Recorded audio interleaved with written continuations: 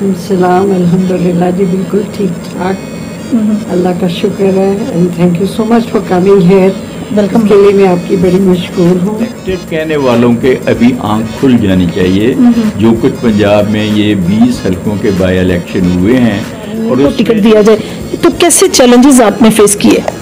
बिल्कुल भी नहीं। जब सर जिस तरह से एहसन इकबाल साहब जो हैं वो मिनिस्टर रहे हैं और साल हर साल से तकरीबन उनकी सियासत चल रही है 90 के बाद से तकरीबन, तो क्या लगता है आपको पीटीआई को टफ टाइम देगी NA 72 में? और जिस तरह से आप उम्मीदवार हैं, कोई और भी उम्मीदवार हो तो टिकट की अगर होगा तो क्या आपको लगता है क्या सिचुएशन? चूँकि नारोवाल जो है वो ऑलरेडी 2 हल्कों में पर मुश्तमिल है और उसको लास्ट इलेक्शन में उसको 2 हल्कों पर मुश्तमिल कर दिया गया था, तो आपको क्या लगता है एक बहुत बड़ा हल्का 18 में जो हल्का बंदी हुई तो वो बड़ी नामुनासिब थे और इस तरफ तने तनहा इमरान खान लगा हुआ है और आपको एक औरत और आदमी में तकसीम नहीं किया। बहुत अच्छी बात है। मैं बिल्कुल एक सियासी वर्कर की हैसियत से काम करने गई थी और सियासी वर्कर की हैसियत से मैंने काम। समझते हैं कि ये माफिया है, ये सियासी लोग नहीं है, ये खानदानी राज है और लोग गुलाम नहीं है।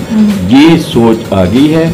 ये नारोवाल में एक आज़ाद कश्मीर के मुहाजिरीन की सीट की है, तो उस सीट में भी सरगाला आई थिंक जिसके सूरी में आपकी बात करते हैं, पीटी की क़यादत से आप किस हद तक सेटिस्फाइड? टोटली अनसेटिस्फाइड हूँ और मीडिया पे ये कहना की बात बनती है। तारिक उन्नीस साहब का अपना लिए वो इस वक्त हमारे पीटीआई के ज़िले के सदर है। एक औरत के लिए जो सबसे अहम रुकन होता है वो आपका मियाँ होता है। जब वो आपकी पुराना नहीं है लेकिन चलो सर 71 का जो है इसमें अच्छा तो अमरीत 2 अलग अलग चीज़ें हैं। हम काफ़ी चीज़ों को जमहूरियत से अटैच करते हैं लेकिन उसमें किस्सा और कहानी कुछ और अपनी फील्ड में अपने इलाके में NA 72 में आवाम जितनी हुई है, किस हद तक आप उनको टाइम देते हैं? किस तरह से आप कानून साजी ज़्यादा डिफ़िकल्ट है या इलाके की जो ये थाना कचहरी का कल्चर है ये ज़्यादा डिफ़िकल्ट? मेरा ख्याल है जी कानून साजी तालीम याफ्ता लोगों का काम है और वो उधर बहुत अच्छे तरीके से कर सकते हैं। 150 साल पुराना नगमा है जो जमहूरियत का चल रहा है और अवाम वो जेलों के अंदर इसको घसीटा देना चाहूँगा। जल्दी प्रोग्राम लिमिटेड होता है आपका कि भुट्टो का आपने नहीं देखा, मैंने देखा एज अ यंग मैन जो भुट्टो का वो फ्लड आया हुआ था, जुल्फ़िकार अली भुट्टो का। बिस्मिल्लाहिर्रहमानिर्रहीम। अस्सलाम वालेकुम नाज़रीन, मैं हूं आपकी मेज़बान डॉक्टर मुक़द्दस मलिक। आपके अपने प्रोग्राम आपकी बात आपके साथ में आज हमारे साथ जो शख्सियत मौजूद हैं कालू ख़ानदान के चश्मो चिराग हैं। और अगर हम बात करें ख़ानदान की तो नाज़रीन पाकिस्तान में बहुत कम फैमिलीज़ ऐसी हैं जो अपने मर्तबे को, अपनी शख्सियत को, अपनी जो वक़ार है उसको मेंटेन किए हुए हैं। तो ऐसे ही एक ख़ानदान ज़ैलदार हाउस के नाम से जो अपनी खिदमत पेश कर रहे हैं और ये खिदमत का सिलसिला जो है चौधरी फ़तेह खान साहब से शुरू हुआ और इसी तरह से उनके फादर सफदरुल मलिक कालू जो हैं उन्होंने अपनी जो है समाजत का जो टन्योर गुजारा उसमें समाजत थी और बाकी भी मामला जिसमें मेहमान नवाजी सबसे पहला जो है उनका अज़म था और सबसे पहली जिम्मेदारी थी जिसको बखूबी निभाया है। हमारे साथ मौजूद हैं कर्नल जावेद सफदर कालू साहब जो किसी तारफ़ के मोहताज नहीं। आप डिस्ट्रिक्ट के नाज़िम रहे, आपने अपने टन्योर में बहुत वर्क किया, इलाके में समाजत और सियासत का एक ऐसा आगाज़ किया कि सियासत में एक ख़ास जो है वो डिफरेंस नज़र आया। और अगर हम बात करें बेगम साहबा की तो बेगम रिफत एक ऐसी खातून जिन्होंने अपनी सियासत और समाजत से इलाके में ये साबित कर दिया कि ख़वातीन सिर्फ़ और सिर्फ घर का चूल्हा नहीं चलाती बल्कि मामलात में अगर आ जाएँ तो कानून साजी भी बहुत अच्छे से करती हैं। और अल्हम्दुलिल्लाह उन्होंने बहुत अच्छी कानून साजी कर दिखाई और बहुत चैलेंजेस दरपेश थे उनको। उनकी फैमिली में ही एक और शख्सियत थी जो इस बात पर उम्मीद रखते थे कि उनको भी इलेक्शन कंटेस्ट करने के लिए टिकट दिया जाए, लेकिन PMLQ ने उनको मुंतहिब किया। आपकी कंपेन किस तरह से हुई, स्ट्रगल कैसे की, difficult task, difficult work, time देना फील्ड में कर्नल साहब का लेकिन साथ रहा तो बहुत अच्छा जो है टाइम गुजरता रहा। और इसी तरह से अगर बात बेटे की करें तो आदिल साहब बैरिस्टर साहब बार एट लॉ किया हुआ है, मोस्टली एजुकेटेड पर्सन, सिविलाइज्ड जो अपने इलाके की सिविलाइजेशन को बहुत अच्छे से जानते हैं और पाकिस्तान की जो सकाफ़त है या पंजाब की जो सकाफ़त है उसको बहुत मेंटेन किए हुए हैं। तो आइए नाज़रीन आपकी मुलाकात मारूफ समाजी सियासी शख्सियत उम्मीदवार MNA एक्स नाज़िम चौधरी जावेद सैयद सफदर कालू साहब से करवाते हैं, तो उनसे पूछते हैं कि क्या राय देंगे अपने इलाके की सियासत के बारे में। और इस आज हम उनके साथ मौजूद हैं लाहौर में कालू हाउस में। और जिस तरह से आपको पता है कि लाहौरियों ने अपने फ़ैसले खुद किए हैं, आवाम ने एक शानदार फ़ैसला किया है और अपनी जो एक डेस्टिनेशन है उसको चूज़ किया है और अपने इरादे को पुख्ता करके फ़र्स्ट टाइम हक़ खुद अरादियत का इस्तेमाल किया। इस पर भी बात करते हैं। अस्सलाम वालेकुम जी, क्या हाल है? वालेकुम सलाम जी, बहुत मशकूर हैं आपकी सारी टीम के कि आपने इस सख्त मौसम के अंदर वक्त निकाला और आप तशरीफ़ लाई। ये कालू हाउस जो हमारा लाहौर छावनी के अंदर है, इसकी भी खुशकिस्मती कि मौजूद मीडिया से हमारे बहन भाई यहाँ पे तशरीफ़। बहुत शुक्रिया, वेलकम सर। का रिसेंटली जो इलेक्शन हुआ है पाकिस्तान का सबसे बड़ा सूबा, हैरत अंगेज़ रिज़ल्ट, जिसमें ये समझा जाता था कि एक मुस्लिम लीग नून का एक बहुत बड़ा किला और किला भी और 37 ईयर्स की एक मसलसल जो है उनकी गवर्नमेंट भी रही। क्या कहना चाहेंगे कामयाबी? बहुत बड़ा मुकाम है मेरे ख्याल में पीटीआई के साथ, चूँकि हमारी पॉलिटिकल एसोसिएशन है। तो इमरान खान की गवर्नमेंट को जिस किस्म के अलकाबात से जो इस वक्त की गवर्नमेंट है, जो तब अपोजिशन थी, वो कहती थी कि ये सिलेक्टेड गवर्नमेंट है, इस किस्म के उनके साथ किया हुआ था। तो दर जवाब गज़ल जब ये आए हैं तो ये भी अभी इम्पोर्टेड ही हैं, ये भी कोई प्रॉपर गवर्नमेंट नहीं है। बहरहाल सिलेक्टेड कहने वालों के अभी आंख खुल जानी चाहिए। जो कुछ पंजाब में ये 20 हल्कों के बाय इलेक्शन हुए हैं और उसमें जो बहुत ज़्यादा मेन स्टे थी, पॉलिटिकल मेन स्टे, वो नून लीग समझती थी कि लाहौर में वो अनबीटेबल हैं। और तकरीबन 4 दहाइयों से कुछ इसी किस्म का काम चल रहा था कि वो तकरीबन लाहौर को स्वीप कर रहे थे। और पीपल्स पार्टी की, जो कि उनकी राइवल जमात होती थी किसी ज़माने के अंदर बेनज़ीर साहबा के वक्त में, अभी नॉन एग्जिस्टेंट हो गई हुई थी। तो ये पहली दफ़ा हुआ है कि 20 हल्के उनकी गवर्नमेंट है, उनका सिस्टम है। और हमारे चेयरमैन साहब तो दिन रात कहते हैं कि चीफ इलेक्शन कमिश्नर भी उनके साथ एक पार्टी है, गैर जानबदार नहीं है। बहरहाल उसमें मेरी ज़ाती ओपिनियन जो भी हो, लेकिन पार्टी स्टेटेड पोजीशन यही है कि जब गवर्नमेंट भी हो, चीफ इलेक्शन कमिश्नर भी हो और इस्टेब्लिशमेंट का भी सपोर्ट हो, और अगर आप मुल्क से बाहर निकलें तो मुल्क से बाहर के जो अमरीका और ये नेटो और ये सिस्टम है वो भी हो, तो सिचुएशन ये है कि Imran Khan against all rest of all the world है। 12-14 का तो फॉर्मल अलायंस है ना पार्टियों का जो उसके अगेंस्ट है। तो ये सब ने यहाँ पूरी कोशिश की, बाकी की उनके जो हमायती जिनकी मैंने कुछ नाम लिए हैं वो भी साथ थे। और इस तरफ तने तनहा इमरान खान लगा हुआ है और ऑलमोस्ट जो है वो कन्विंसिंग, बल्कि स्लाइडिंग विक्ट्री ली है पीटीआई ने। लाहौर के अंदर भी ली है, 4 हल्के थे, 3 जो हैं बड़े क्लियर जीते हैं, 1 में सेटबैक हुआ है। तो ये बहुत बड़ा मोरल बूस्टिंग फैक्टर है। ये इंशाल्लाह पाकिस्तान की सियासत का फ्यूचर पेस सेट करने जा रहा है।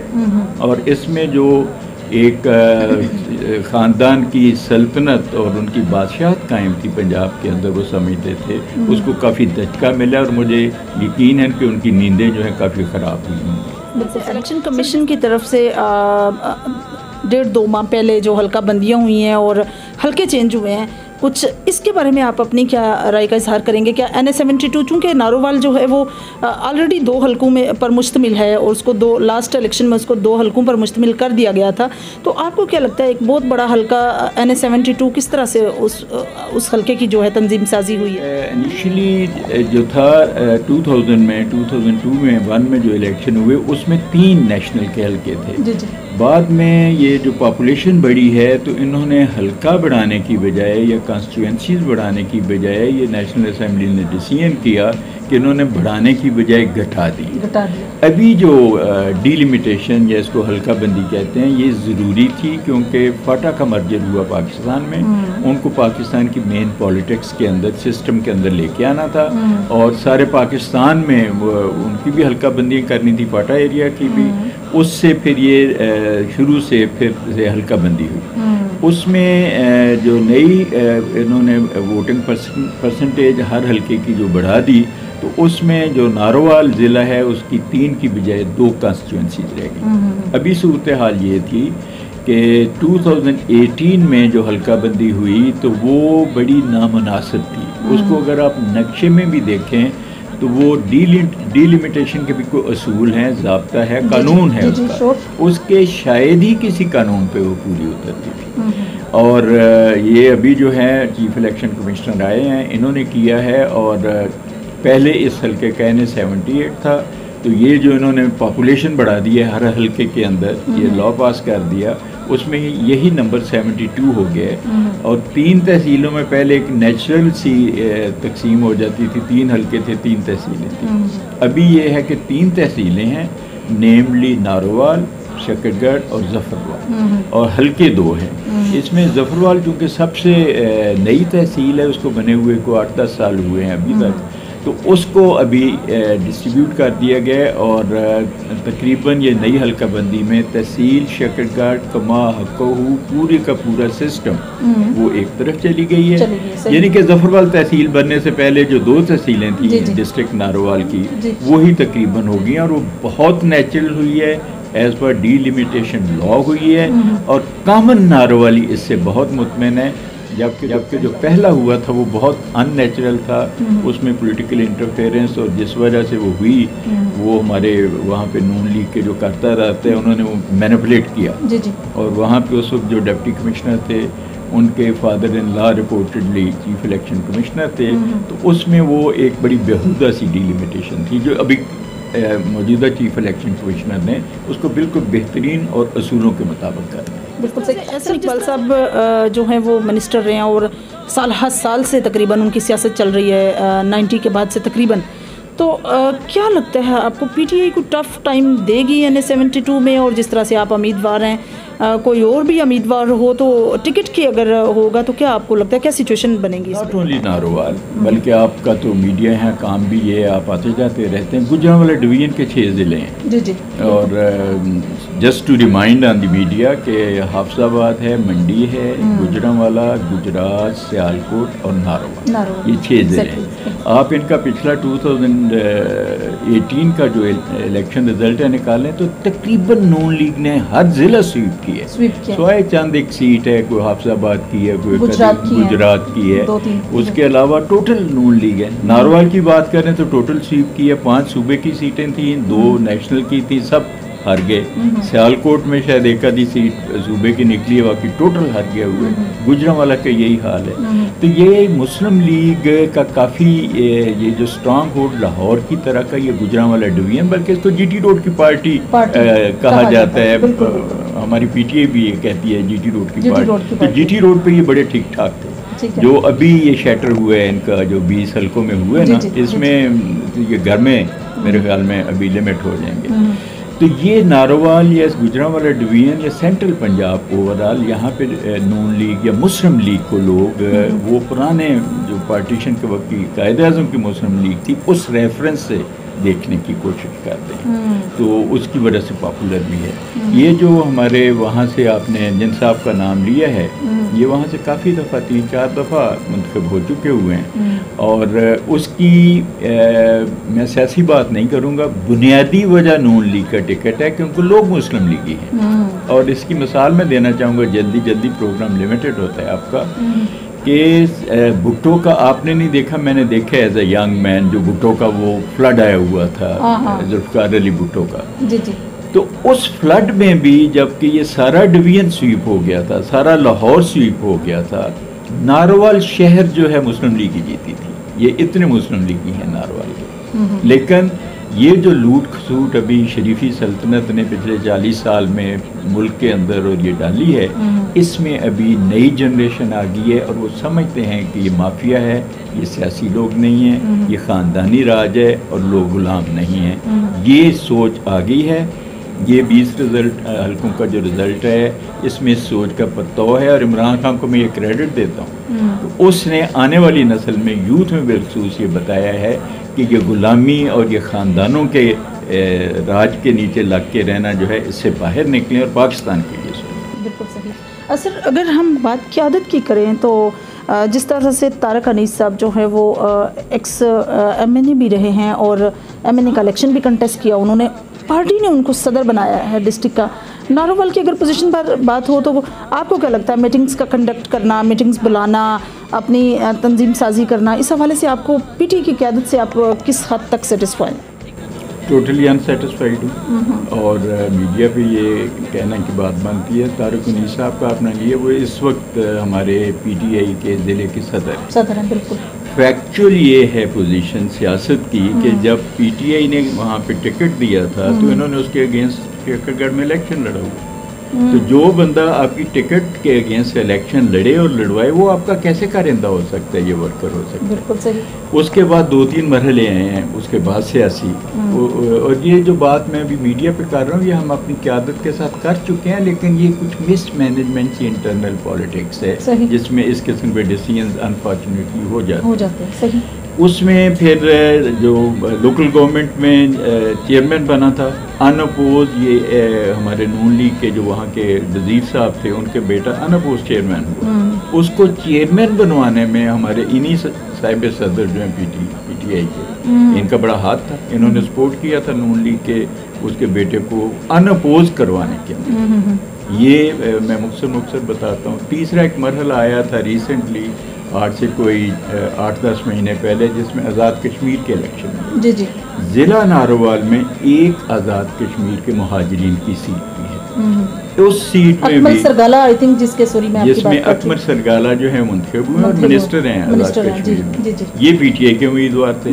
तारिक उन्नीस साहब जो हैं, जो इनके अगेंस्ट भटली साहब हैं, सदीक भटली साहब, उनको सपोर्ट करते हैं। और ये 8 महीने पुरानी बात, और पीटीआई उनको ज़िले के सदर बना रही है। ये मैनेजमेंट में आपको क्या लगता है कि इसमें जो पीटीआई की पंजाब की क़यादत है, उनका कोई लगता है, या इसमें प्राइम मिनिस्टर इमरान खान साहब की अपनी Imran Khan is too above all these things. और मैं दुआ करता हूँ कि वो इस लेवल पे भी उनको इन्वॉल्व होना चाहिए, कम अज़ कम ज़िले के लेवल पे। ये लोकल नीचे के लेवल पे मिस मैनेजमेंट होती है, जैसे ये हुई वो भी हमारे इल्म में। हमने एहतजाज किया लेकिन सुनी नहीं गई, और उसका ये रिज़ल्ट है कि इस गलत और बेवजह से और इलॉजिकल डिसीजन की वजह से पीटीआई नारोवाल की डिस एरिया के अंदर है। क्योंकि जो पीटीआई का वर्कर है जो बैठा हुआ, वो उसको सदर मानने को तैयार नहीं, क्योंकि उसका पीटीआई से ताल्लुक नहीं, ज़ाती पॉलिटिक्स करता है। तो इस किस्म की सूरत हाल है। बाकी बहरहाल जो पार्टी का डिसीजन है वो चलता है। मेरा नहीं ख्याल उन्होंने आज तक सदर बन के कोई मीटिंग भी की है, और उसमें कोई उन्होंने दायामल भी दी है। कभी मीटिंग हुई नहीं है पीटीआई के अंदर। जैसे मुल्क के हालात हैं और मामलात हैं, आप माशाल्लाह से आर्मी में ऑफिसर रहे हैं, कर्नल रहे हैं, आपने अपनी लाइफ में जो जंगे आई थिंक 71 की या 65 की वार्स जो हुई थी, उसमें भी शायद आपका क्योंकि ये मेरी नाक़िस इन्फॉर्मेशन आप बेहतर अच्छे से जानते हैं सर। 65 इतना पुराना नहीं है, लेकिन चले सर 71 का जो है इसमें, अच्छा सॉरी। अच्छा सर, आपको क्या लगता है जो मुल्की हालात है, महंगाई है, जो इन्फ्लेशन है पाकिस्तान की, इसका जो क्राइटेरिया का जितना भी इसका वो है, सारा कहते हैं कि इमरान खान की वजह से है, 3.5 साल की उनकी नाक़िस कारकर्दगी की वजह से। क्या कहना चाहेंगे नाज़रीन को, आवाम को क्या कही देंगे इस पर? इमरान खान ने तो 3.5 साल में सारा कुछ कर दिया, महंगाई भी कर दी, वो भी कर दिया, ये भी कर दिया। तो इनके 37 साल के तो जाने नून लीग के और जरदारी के जो इस मुल्क के ऊपर रहे हैं, उनमें ये कुछ नहीं कर सके। तो इमरान खान को इन्होंने इस वजह से जैसे भी था में इत्मीनान आई, और वो कामयाब भी हुई। जिस तरह से हुई उस पर हम बहस नहीं करते, लेकिन उसके बाद इन्होंने क्या किया? महंगाई तो इमरान खान ने की थी या नहीं की थी, इन्होंने चीखें निकलवा दी कौम की। जिस तरह से सुना है कभी 40-40, 50-50 रुपये लीटर पेट्रोल बढ़ रहा है, और बिजली है कि उसको रेट को ब्रेकें ही नहीं लग रही, और लेटे हुए हैं जो वर्ल्ड फाइनेंशियल डोनर्स हैं उनके आगे। ठीक है, हमारी मजबूरी है इस वक्त प्रॉब्ली इकनॉमिक मैनेजमेंट के अंदर कि उनसे आपको बना के थोड़ी रखनी पड़ती है, पर इस तरह से लेट जाना, तो ये इमरान खान को अपोजिशन और क्या कहे कि नाच ना जाने आंगन टेढ़ा। वो 3 साल आया है तो वो जो कुछ है वो है, और ये 37 साल में इन्होंने मुल्क को क्या दिया सोए लूटने के, लूटे है बस। ये 2 पार्टियों ने 2 खानदान। जमहूरियत और आमरीत 2 अलग अलग चीज़ें हैं। हम काफ़ी चीज़ों को जमहूरियत से अटैच करते हैं, लेकिन उसमें किस्सा और कहानी कुछ और होती है। आप इसके बारे में क्या नज़रसानी करेंगे? जमहूरियत और आमरीत, आप इसकी अगर टेक्सचुअल पढ़ें तो आमरीत जो है इसको तो गाली बना दिया गया है यहाँ हमारे मुल्क के अंदर। और जमहूरियत कौन सी जमहूरियत? हम इस पार्लिमानी जमहूरियत जो हम बरतानिया को कॉपी करते हैं यहाँ पे, अमेरिका की अपनी जमहूरियत है, फ्रांस की अपनी जमहूरियत है, हर मुल्क की अपनी जमहूरियत है, और वो कहते हैं हम जमहूरियत हैं। ये कुछ 100-150 साल पुराना नगमा है जो जमहूरियत का चल रहा है और अवाम की वो ज़हनों के अंदर इसको घसीटा जा रहा है इस नगमे को। आमरीत के कुछ नुकसानात हैं तो उसके फ़वाइद भी बड़े हैं अगर आप मेरे से पूछें, और ये किताबों में लिखे हुए हैं। आमरीत टोटल गाली नहीं है, उसके फ़ायदे भी हैं। और इस जमहूरियत के अगर फ़वाइद ये हैं कि इसमें कॉमन मैन की पार्टिसिपेशन होती है इन मैनेजमेंट और the governance of the government of the country, एक कॉमन मैन भी अपनी राय दे सकता है। एग्जैक्टली ये इसका फ़ायदा है। तो इसके नुकसानात भी 20 हैं। पाकिस्तान में जो जमहूरियत की बदनुमा प्रैक्टिस जारी रही है, या जिस बदनुमाई से शुरू से लेके इसी जमहूरियत को लेके पार्लिमानी जमहूरियत हमारे साथ के हमसाया मुल्क के अंदर वहाँ के फाउंडिंग फादर्स ने उसको चलाया और चल रहे, और इलेक्शन कमीशन उसका बड़ा एक इम्पॉर्टेंट वजह है कि वहाँ पे क्यों जमहूरियत है हमारे हमसाए के अंदर। यहाँ भी उसी जमहूरियत का एक बदनुमा दाग चल रहा है। And I am very sure ये जो एक इनकलाब की तरफ मुल्क चल पड़ा है, जो इमरान खान ने 20 साल चीखा है इस जमहूरियत के इस बदनुमा दाग के मतलब, इसके असरात अभी ये जो बाई इलेक्शन है इसमें नज़र आए हैं। और I can see the general election coming around the corner, और इसमें मज़ीद ये जनरेशन नहीं आई है। इन्होंने इमरान खान की स्पीच सुनी है, वो जो पुराने बाबे शाबे थे जो इस किस्म की जमहूरियत के नगमे में आ जाते थे, मेरा नहीं ख्याल अभी उनका ज़्यादा होगा। और जमहूरियत इन इट्स ट्रू स्पिरिट ये एक रवायत है, एक रूह है जिसके ऊपर चलना होता है, और ये लिखी हुई चीज़ नहीं है। वो अल्लाह करे कि इमरान खान साहब अभी आएँ और वो उस रूह और रवायत को जमहूरियत के अंदर पाकिस्तान की राइज करें।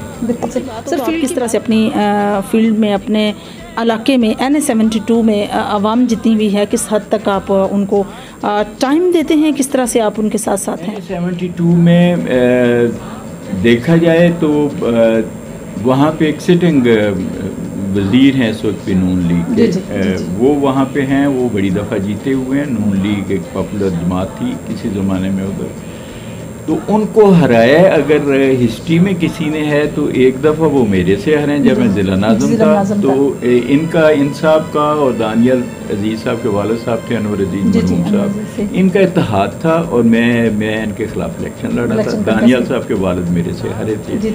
उसके बाद ये जो हैं अभी वज़ीर किस चीज़ के वज़ीर हैं, ये प्लानिंग मिनिस्टर है मेरे ख्याल में। ये जब थे तो ये बेगम साहबा से इलेक्शन हार गए थे, और अगला इलेक्शन बेगम साहबा भी उनसे हरी हैं। ये जमहूरियत का हिस्सा है कि अगला इलेक्शन जो वो हार गए, तो हरे ये अलबत्ता सिर्फ हमसे ही हैं।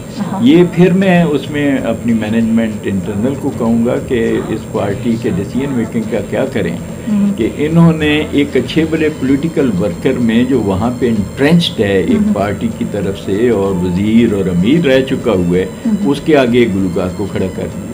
तो अभी गुलकार जो है वो गुलकारी में तो अच्छा हो सकता है, वो ज़रूरी नहीं कि वो पॉलिटिक्स में वोट मांगने में भी अच्छा हो। ये मेरे ख्याल में एक बेसिक फ्लॉ था जिससे जो हमारी वहाँ की लोकल पॉलिटिक्स है उसमें PTI को दचका लगे। और गूगल पे मौजूद है कि वो बदतरीन हार हुई गुलकार साहब, पंजाब में सबसे बुरी हार नारोवाल में हुई PTI के कैंडिडेट की। बहरहाल ये डिसीजन मेकिंग जो पार्टी का अंदरूनी है उसमें इस दफ़ा उन्होंने सोचे, इसके ऊपर गौर किए, और अभी से कुछ 6-8 महीने पहले उन्होंने इस चीज़ को रियलाइज़ करके कि ये गुलकारों या अदाकारों के बस की बात नहीं है रूरल पॉलिटिक्स में वोट लेना, तो उनको माजरत करके उनको नारवाल से निकाला। जी तो नाज़रीन, ये थी कर्नल जावेद सफ्दर साहब की गुफ्तगू जो आपने सुनी और बहुत अच्छी ओपिनियन दी आमरीत और इसी तरह से जमहूरियत के बारे में। अभी हम आपकी मुलाकात बेगम रिफत साहबा से करवाते हैं और इनके बारे में थोड़ा सा मैं फिर कुछ कहना पसंद करूंगी, और वह वजह यह है कि she is only one lady जिन्होंने प्रोफेसर हसन इकबाल को हराया। फर्स्ट इलेक्शन कंटेस्ट किया एज ए मैंने और फर्स्ट इलेक्शन में ही हराया, और हार जीत चूँकि जिस तरह से आप जानते हैं ये एक सिस्टम का हिस्सा है। PP-49 में टिकट होल्डर भी हैं, तो आइए उनसे पूछते हैं कि उन्होंने अपनी सियासत में क्या क्या ऑब्जर्वेशन की, अपने इलाके में किस तरह से उन्होंने वक्त गुजारा। जी तो नाज़रीन, GM न्यूज़ के लिए बड़े एजाज़ की बात है कि एक्स पार्लिमानी सेक्रेटरी बेगम रिफत जावेद साहब इस वक्त हमारे साथ मौजूद हैं। तो आइए उनसे पूछते हैं कि सियासत का उनका जो तजर्बा था वो कैसा रहा और क्या राय देंगी अपने इलाके के बारे में, और स्पेशली जो नारोवाल ये कंसिडर किया जाता है कि मुस्लिम लीग नून का किला है, क्या कहेंगे उसके बारे में। अस्सलाम वालेकुम जी, क्या हाल है? वालेकुम सलाम, अल्हम्दुलिल्लाह जी, बिल्कुल ठीक ठाक, अल्लाह का शुक्र है। And thank you so much for coming here. Welcome. इसके लिए मैं आपकी बड़ी मशकूर हूँ। और जहाँ तक नारोवाल की सियासत का ताल्लुक है, मैंने तो अपने 5 साल बल्कि अभी तक मैं उसको बहुत इंजॉय कर रही हूँ, क्योंकि कोई भी काम जब पूरा सिद्के दिल से किया ना जाए उसका मज़ा नहीं आता। सही। और मैं पहले तो मेरा चूँकि शोबा तालीम से ताल्लुक था, उसके बाद मैं जब सियासत में आ गई तो फिर मैं ये सोचती हूँ that I should be second to none. मैं हमेशा वो काम करना चाहिए जो आप अपने पूरे जज्बे और शौक़ और दिल से करते हैं। इसलिए मुझे नारोवाल की सियासत करके बहुत मज़ा आया। नंबर 1, क्योंकि मैंने कभी अपने आप को एक औरत और आदमी में तकसीम नहीं किया। बहुत अच्छी बात है। मैं बिल्कुल एक सियासी वर्कर की हैसियत से काम करने गई थी और सियासी वर्कर की हैसियत से मैंने काम किया, इसलिए no regrets at all. Okay madam, जब आप पार्लिमानी सेक्रेटरी बनी, आपने इलेक्शन कंटेस्ट किया, विन किया, नो डाउट इसमें कर्नल साहब की बड़ी एफर्ट थी। कर्नल साहब ने मुस्लिम लीग नून की जितनी भी वहाँ की क़यादत थी सबको हराया था और डिस्ट्रिक्ट के नाज़िम बने थे। कैसा लगा? लेकिन अपने ही इलाके की डिस्प्यूट्स, अपनी ही फैमिली के प्रॉब्लम्स, इश्यूज़, और एक और कैंडिडेट जो चाहते थे कि PMLQ के वो उम्मीदवार हूँ, उनको टिकट दिया जाए, तो कैसे चैलेंजेस आपने फेस किए? बिल्कुल भी नहीं। जब हमेशा कहते हैं ना कि हर कामयाब औरत के पीछे या आदमी के पीछे एक औरत का हाथ होता है, तो मेरे लिए it was the other way round. आपके लिए आपके कल्चर में, आपकी तहजीब में एक औरत के लिए जो सबसे अहम रुकन होता है वो आपका मियाँ होता है। जब वो आपकी सपोर्ट पे, आपके बैक के ऊपर खड़ा हो, फिर ABCD doesn't matter for me at all. Exactly. इसलिए मेरे लिए छोटे मोटी सियासत, छोटी मोटी चीज़ें कोई मानी नहीं रखती थी, क्योंकि मुझे किसी चीज़ की कोई फिक्र नहीं थी। अगर मैं वो फिक्रें लेके चलती तो मैं जीत ना पाती। महसूस करती हैं। और सबसे बड़ी बात, मैं एक चीज़ स्पेसिफिक आपसे पूछना चाहती हूँ कि इलाके की जो सिचुएशन है, जिस तरह से एक ट्रेंड चल रहा है कि थाना और कचहरी का जो कल्चर है उसको फ़रोग दिया जाता है हमारे सियासी निज़ाम में। आप चूँकि पार्लिमानी सेक्रेटरी रहे हैं, आपको क्या लगता है कानून साजी ज़्यादा डिफ़िकल्ट है या इलाके की जो ये थाना कचहरी का कल्चर है ये ज़्यादा डिफ़िकल्ट? मेरा ख्याल है जी, कानून साजी तालीम याफ्ता लोगों का काम है और वो उधर बहुत अच्छे तरीके से कर सकते हैं। हर एक का काम किसी को हर को सूट करता है। आपकी लोकल गवर्नमेंट अगर पावरफुल हो तो ये उनका काम है, वहाँ पे थाने कचहरी करना। हमारा ये इसमें इंटरफेरेंस नहीं है, लेकिन बदकिस्मती कि हम अपने आप को लोकल सियासत में, थाने कचहरी में ज़्यादा इन्वॉल्व करते हैं, और जो हमारा असली काम है कि कानून ऐसे बनाएं जो आपके अवाम की बेहतरी का बायस बने, वो हम बना नहीं सकते। लिहाजा मैं तो थाने कचहरी के कल्चर के बिल्कुल खिलाफ। बहसीत एक MNA, उसका काम सिर्फ और सिर्फ कानून साजी करना है और ऐसे कानून बनाना है कि जिससे आपको आने वाले मुस्तकबिल में आपकी आवाम को उससे फ़ायदा पहुँचे। बिल्कुल सही। पार्लिमानी सेक्रेटरी होने की हैसियत से आपने अपने इलाके में, आपका जो हल्का बनता था, उस हल्के में आपने कौन कौन से तरक्याती काम करवाए थे?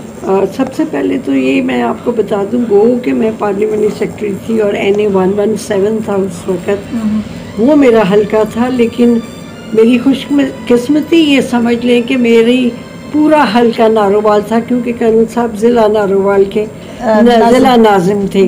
तो इसलिए आप ये उधर बैठ के सोच नहीं सकते थे कि मैंने फ़लाँ जगह टेलीफोन लगवाना है जो कि NA 117 से दूर है, और फ़लाँ जगह लगवाना है जो कि नहीं है, उधर खंबा लगवाना है, उधर खंबा लगवाना है। ये मेरी सोच इससे बिल्कुल हट गई थी।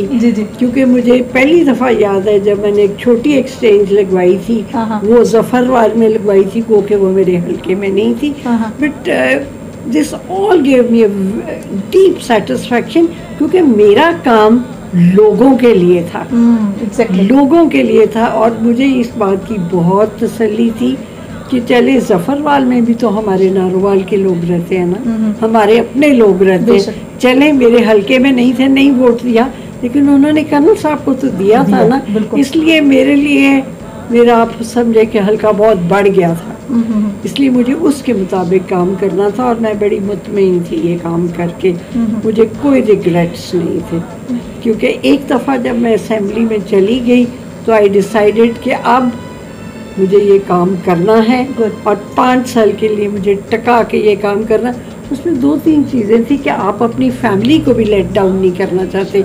आप जैसा बता रही हैं कि फैमिली पॉलिटिक्स या कुछ लोग बनना चाहते थे या ये हो जाते थे, उनको भी तो आपको प्रूव करना था ना। बिल्कुल कि आप अगर आप आई हैं तो you are the best choice, ये आप उनको प्रूव करना था। और मेरा ख्याल है वक्त के साथ साथ जैसे जैसे वक्त गुजरा ये हो गया कि मैंने तो अपनी सी पूरी कोशिश की कि मैं साबित करूं कि मैं ये एक आदमी की हैसियत से, एक औरत की हैसियत से नहीं, बल्कि एक MNA के वर्कर की हैसियत से मैंने नारोवाल के लिए काम किया और इससे मुझे बड़ी सेटिस्फेक्शन दी है।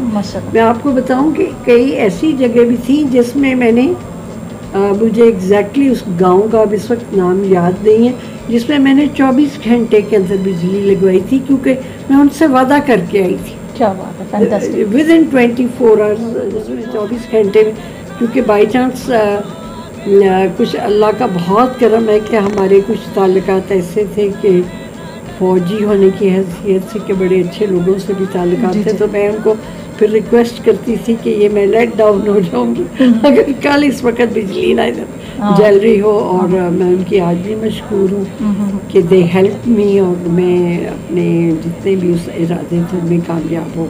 बिल्कुल सही। मैडम, वाइफ से टीचर और एजुकेशन डिपार्टमेंट, वाइफ से एजुकेशन डिपार्टमेंट, एजुकेशन डिपार्टमेंट से फिर एक पार्लिमानी सेक्रेटरी का सफ़र जो है, I think it have most challenges to face you. क्या किस तरह से आपने टाइम स्पेंड किया और कर्नल साहब के साथ आपका मतलब किस तरह का सिस्टम था? जिस तरह से आर्मी के बारे में हमें राय कायम की जाती है कि यस सर वाली आदत होती है ऑफिसर्स के अंदर, तो कैसा लगा? I think I was lucky in the sense कि अगर आप एज अ वाइफ के एक टिपिकल रोल को लेती है ना, जिसने सुबह उठ के बिस्तर बनाने और खाना बनाना है, मेरा ख्याल है 33 इयर्स तो मैंने ये रोल किया ही नहीं, क्योंकि मैं सोचती थी मेरे पास सब कुछ आता था। और this has only been possible because of my husband support, because मैं डे 1 से आई वॉज वर्किंग। मैं अपने बच्चों को लुक आफ्टर करती थी, अपने बच्चों की एजुकेशन को लुक आफ्टर करती थी, हत्ता कि उनको बाहर भेजने में, उनको बाहर पढ़ाने में भी मेरा साथ सारा हिस्सा था। तो एज अ वाइफ तो मेरा ख्याल है मेरा रोल बिल्कुल ज़ीरो समझे, जिसको आप टिपिकल रोल कहते हैं किचन वाला, वो नहीं था। नहीं वो नहीं था, लेकिन क्योंकि उसमें सपोर्ट बहुत ज़्यादा स्ट्रॉन्ग थी। उसके बाद जब मैं MNA बन गई तो उस वक्त तक बच्चों के और ये वाले काम सारे ख़त्म हो चुके थे। देन आई थॉट कि अब मैं ज़्यादा पावरफुल हूँ, I am more easier to get along with the work. तो ये एक फैमिली जो वुमेन होती है ना, जिसकी फैमिली एट स्टेक हो, उसके लिए चाहे वो एक टीचर की जॉब हो या किसी भी एजुकेशन की हो या MNA की हो, this is not possible without the support of your husband. ये तो मुमकिन ही नहीं कि आप घर से सबको नाराज़ करके निकल जाएं।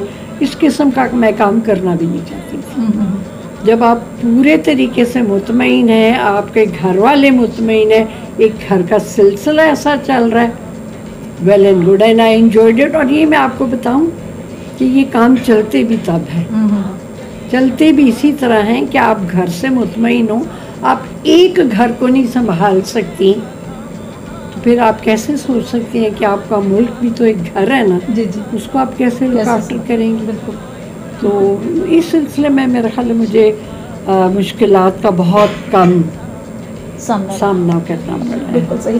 बैरिस्टर साहब की सबसे ज़्यादा, जिस तरह से उन्होंने यूसी के चेयरमैन भी रहे हैं, वो कैसा जो है वो टन्योर उनका गुजरा, और सबसे ज़्यादा जो उनका टाइम है, या दूसरे लफ्ज़ों में डिवोशन है, वैसे तो पेरेंट्स के साथ होती है लेकिन ज़्यादा टाइम उनका, ज़्यादा आपके साथ उनकी मोहब्बत है, इन्फ्लेशन है, या कर्नल साहब के साथ है? नहीं, वो इंस्पायर्ड तो ज़्यादा कर्नल साहब से हैं, मैं उनको उसको इतना इंस्पायर करती भी नहीं हूँ, क्योंकि एक तो इनका he is basically a lawyer also, और आदिल माशाल्लाह इज़ अ बैरिस्टर, तो इनकी फील्ड भी एक है। बिल्कुल। तो मैं नहीं इतना उसको इंस्पायर करती या फोर्स नहीं करती, तो हमने अपने घर में sort of a role model Javed को ही रखा हुआ है, माशाल्लाह, कि वो रखा हुआ है कि वो कोई भी मशवरा हो पॉलिटिकल लेवल का या कानूनी लेवल का, तो मेरा ख्याल है मेरे से ज़्यादा हम प्रेफर करते हैं कि जावेद से मशवरा लिया जाए, लेकिन बहैसियत बेटे के वो मेरे से भी उसकी बड़ी अटैचमेंट है, लेकिन एट टाइम्स मुझे लगता है कि उसकी जावेद से ज़्यादा है। मतलब एक तो चले प्रोफेशनलिज्म के हवाले से भी, उसके बाद सियासत, मतलब हर लिहाज से वो जो है, मतलब सर उनके जो हैं एज ए टीचर हो गए। हाँ जी, लेकिन ये अननेसेसरीली नहीं फोर्स करते, मशवरा दे देते हैं, एक दफ़ा 2 दफ़ा 3 दफ़ा दे देते हैं, लेकिन इम्पोज नहीं करते, क्योंकि माशाल्लाह इतने बड़े हैं, आजकल की जो जनरेशन है वो अपने डिसीजंस खुद भी ले सकती है, बट बहैसियत माँ बाप आपको उनको एक सही राह का तयन करने में मदद ज़रूर करनी चाहिए, अगर आप में इतनी काबिलियत है तो बिल्कुल सही, ये ज़रूर करना चाहिए। और दूसरा मेरा ख्याल है कि कर्नल साहब is quite clever in the sense कि देखिए ना, एक हस्बैंड जो होता है ना, उसको बड़ा अच्छा पता लग जाता है कि मैं किस बीवी को आदमियों के हजूम में फेंकने वाला हूँ, आया वो उसमें फिट इन हो जाएगी। इसी तरह इन्होंने आदिल क्या भी किया, और इनको समझ आ गई कि वो भी बिल्कुल ठीक चलेगा, तो इन्होंने, जैसा इमरान खान ने गलत डिसीजन लेता है ना टिकटों के, ये बड़े सही डिसीजन लेते हैं। बिल्कुल ठीक है। मैडम, लास्ट में आप अपने इलाके के लोगों को, स्पेशली नारोवाल के लोगों को, NH-72 के लोगों को, जिन लोगों के माइंड है, ऐसे लोगों के उस माइंडसेट को आप क्या पैगाम देंगे? वो पैगाम तो मैं गाहे बगाहे पिछले 10-12 साल से देती रही हूँ और दे रही हूँ, और जहाँ भी कहीं हमारी थोड़ी सी फैमिली मीटिंग होती है या कहीं कॉर्नर मीटिंग होती है कुछ ख़वातीन के साथ, तो उनको मैं ये चीज़ समझा देती हूँ। लेकिन अब वक्त ऐसा आ गया कि वो मेरी उम्र की जो औरतें समझ रही हों, लेकिन उनके बाद जो नेक्स्ट जनरेशन है ना, अब वो उनको बड़ा मजबूर करती है अपने उनके ख्यालात चेंज करने में, वो बड़ा मेजर रोल प्ले कर रही है उनको चेंज करने में। और जहाँ मौका मिलता है मैं उनको ये ज़रूर बताती हूँ, और ये बहुत हद तक तब्दील भी हो गई हुई है, बहुत हद तक ये लोगों के माइंडसेट तब्दील भी हो गए हैं। अल्लाह करे अब अगला इलेक्शन जब आए और सही बंदे को टिकट मिले और फिर आपको सही नतीजा हम निकाल के दें जी, इस पे लिए दुआ गो करें। जी तो नाज़रीन, ये थी बेगम रिफत जावेद साहबा की गुफ्तगू जो आप लोगों ने सुनी, बहुत अच्छी उन्होंने बात की कि जब हस्बैंड का साथ हो तो फिर हर अटेनिंग द इम्पॉसिबल जिसको हम कहते हैं वो भी पॉसिबल हो जाता है। और सबसे ज़्यादा जो है वो बहुत अच्छी बात उन्होंने की कि एज ए वाइफ उनको उनके हस्बैंड का साथ था, और एक एजुकेशन डिपार्टमेंट में भी उन्होंने अपना रोल प्ले किया, और जब वो पार्लिमानी सेक्रेटरी रही तो उन्होंने अपने हल्के से हटकर भी वर्क किया। और मैसेज के बारे में भी उनकी बड़ी ओपिनियन अच्छी है कि आजकल की जो नौजवान नस्ल है वो अपने तरीके से जो है अपने पेरेंट्स को या अपने इलाके के लोगों को समझाती है, और वाकई वो बड़ा अफेक्ट करती है। इंशाल्लाह मेरी और आपकी मुलाकात होगी फिर किसी नए प्रोग्राम में, तब तक के लिए इजाज़त चाहती हूँ। अल्लाह हाफिज़।